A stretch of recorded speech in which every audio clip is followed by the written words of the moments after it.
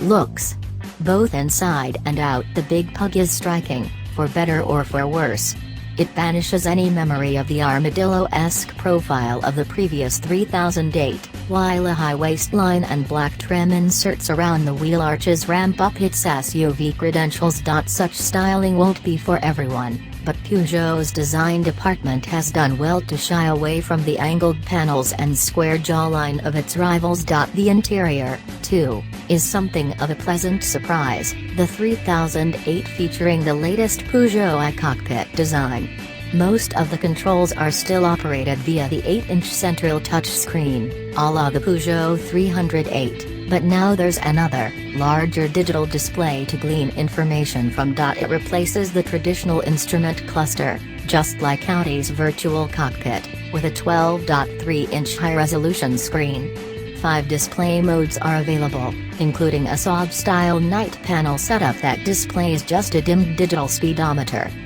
The display isn't quite as comprehensive as the aforementioned Audi setup, but the graphics are noticeably slicker and easier on the eye. Plus, this isn't some pricey option available on only the highest spec 3008s.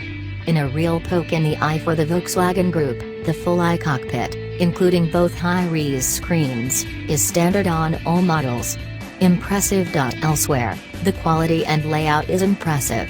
Yes, some drivers will still need to peer over the top of the minuscule steering wheel to see how fast they're going, but lowering it to fit in with the 3008's high driving position has helped. Peugeot even reckon that moving the wheel down helps reduce fatigue on long journeys thanks to the driver not having to hold their arms up. The jury is still out on that one. Very well, so long as you pick the right engine and gearbox. And, unfortunately, the 163 bhp 1.6-liter turbo petrol teamed with Peugeot's 6-speed EAT6 torque converter automatic gearbox isn't that. As a combination, it's pretty woeful. For the most potent petrol model in the range, there's little evidence to suggest that this engine is packing more punch than the 118 bhp 1.6-liter diesel we drove back in October 2016. Any real urgency is stymied by an unresponsive transmission. Even when it finally picks and engages a gear properly, the engine's responses feel decidedly strained.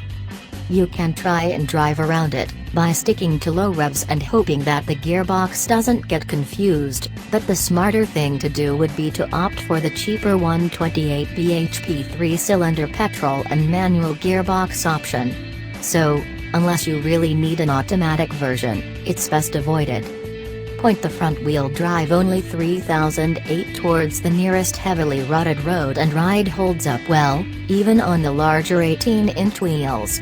Body roll is also well controlled and the car feels safe and predictable character. Not massively exciting, sure, more unwaveringly consistent in its ability to stick to the road. This does, however, mean it's exceptionally easy to drive, with a suitably reassuring heft on fast roads. Thread your way through town however and the 3008 pulls off a clever trick, feeling compact and wieldy. It's relatively painless to slot into a parking space, too. Peugeot has the recipe for an excellent SUV in the 3008 and it's genuinely their most interesting car for years. Bold styling and a crisp, futuristic cabin will appeal to a wide range of buyers swayed by the promise of an intriguing alternative to the 3008 Splendor, more established rivals. Team it with a lower-powered engine and a manual transmission and you'll have a fine car, as evidenced by our 4-star experience previously. Pair it with the 1.6-liter petrol and automatic tested here, however, and you'll end up with a jarring juxtaposition of the very best, and very worst, that Peugeot has to offer.